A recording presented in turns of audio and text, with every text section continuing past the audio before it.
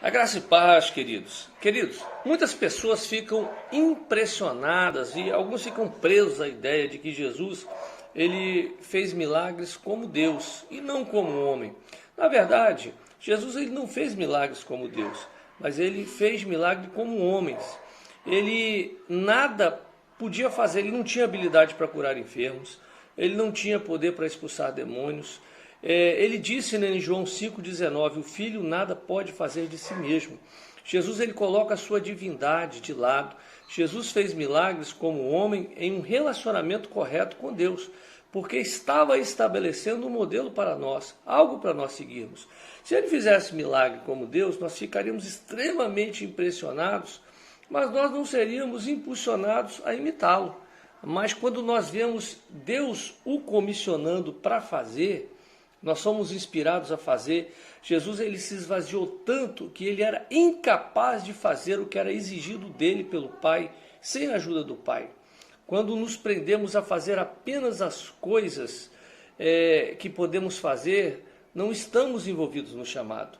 É por isso que nós somos capacitados pela graça maravilhosa que Jesus conquistou na cruz. O Espírito Santo vai nos capacitar. Talvez você pode falar, mas pastor, Jesus era o Filho de Deus. E você é o quê? A palavra diz que a todos quanto recebeu, deu-lhes o poder de serem feitos filhos de Deus. E algo fantástico na palavra, em Gênesis 28, a partir do versículo 10, Jacó tem uma experiência quando ele deita com os céus abertos e ele vê uma escada onde anjos subiam e desciam. E ele dá o nome àquele lugar de Betel, que significa casa de Deus. E ele diz, verdadeiramente o Senhor estava neste lugar e eu não sabia.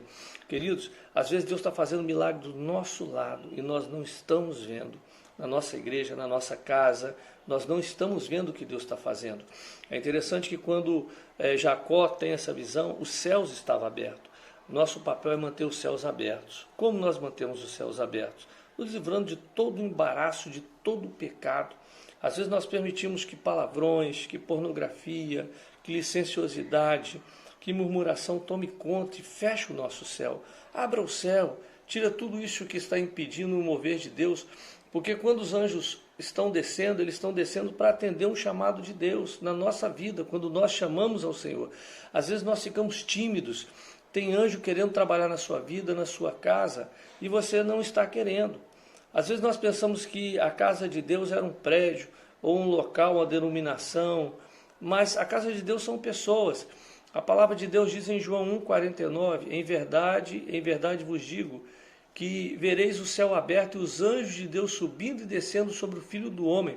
Foi o que aconteceu com Jesus. E lá em 1 Coríntios 3,16, Paulo diz, não sabeis que sois santuários de Deus e que o Espírito de Deus habita em vós? Então, quem é a casa de Deus hoje? Somos nós. Queridos, o anjo, quando ele desce, é para atender um chamado seu, e quando ele sobe, é para levar a vitória, para mostrar que ele fez aquilo que estava acontecendo na sua vida.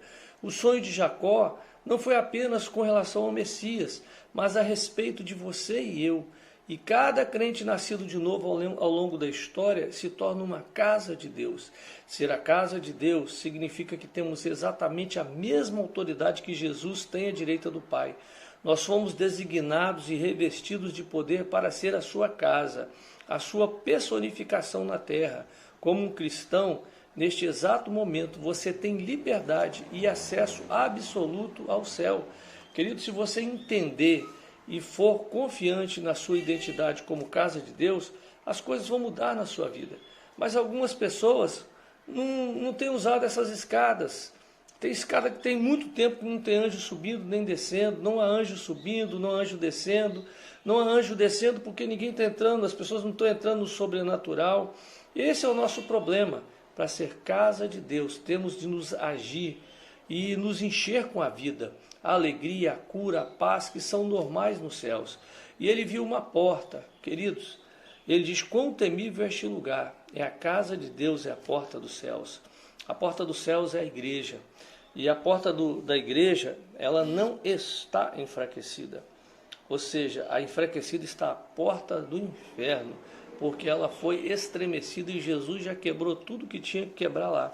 Agora, uma coisa que nós temos que entender é que o maior problema é a nossa mente. A fortaleza que tem que ser quebrada é na nossa mente. Porque muitas das vezes a porta do inferno às vezes está na nossa mente para ver o sobrenatural.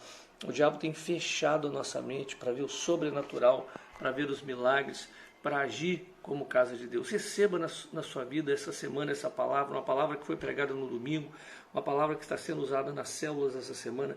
Seja casa de Deus, manifeste a vontade de Deus. A Bíblia diz que aquilo que nós ligarmos na terra será ligado no céu.